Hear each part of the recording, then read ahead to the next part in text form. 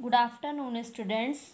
Dictation start होगा 5 second बाद।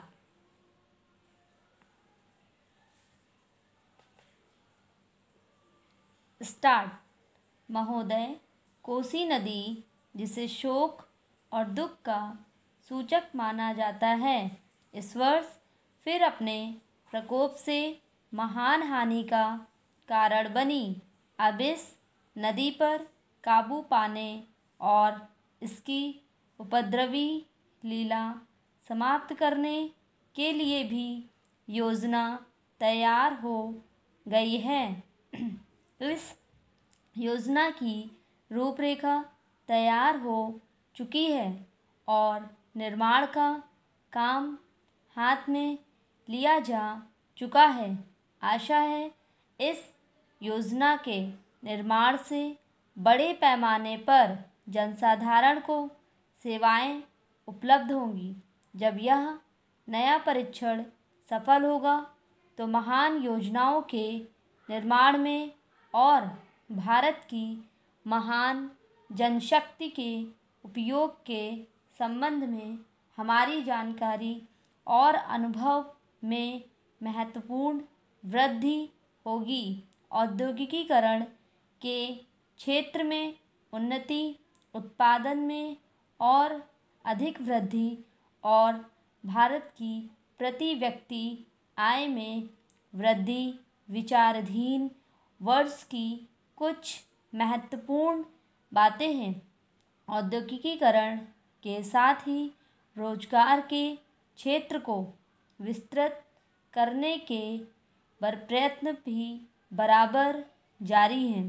कुटीर उद्योगों और घरेलू धंधों को प्रोत्साहन देकर औद्योगिकीकरण और रोजगार में समुचित संतुलन स्थापित करने का प्रयास किया जा रहा है।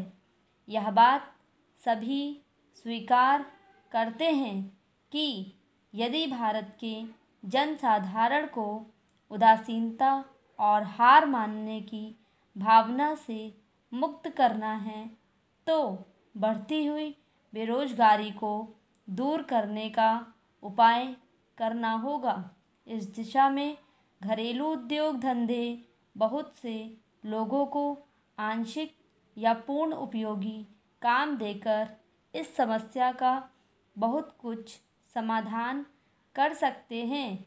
इसलिए पंचवर्षीय योजनाओं में पुराने घरेलू उद्योगों को पुनर्जीवित करने और चालू कुटीर उद्योगों को प्रोत्साहन देने की व्यवस्था की जा रही है। विदेशी मामलों के क्षेत्र में हमारी सफलता और भी अधिक है।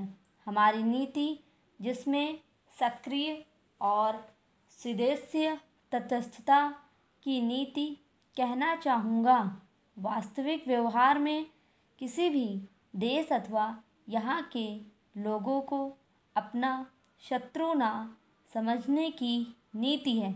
इस नीति के फलस्वरूप हमें विश्व शांति के पक्ष की कुछ सेवा करने का अवसर मिला है।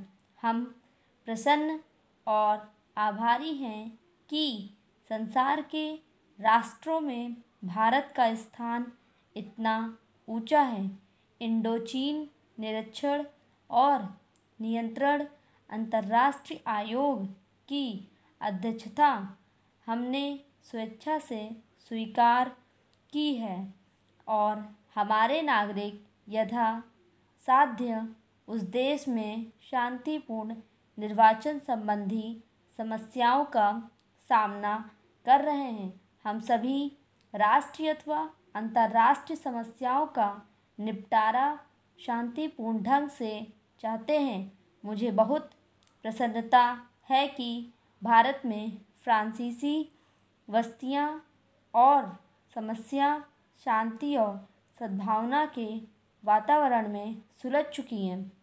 शांतिपूर्ण प्रणाली की सफलता का वह एक महत्वपूर्ण उदाहरण है। दुर्भाग्य से भारत में पुर्तगाली बस्तियों की ऐसी ही समस्या को सुलझाने की दिशा में प्रगति नहीं की जा सकी।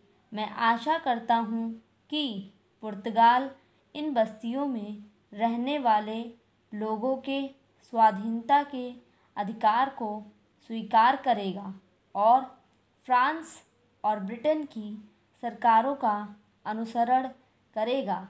जैसे ही यह वर्ष समाप्त हो रहा है,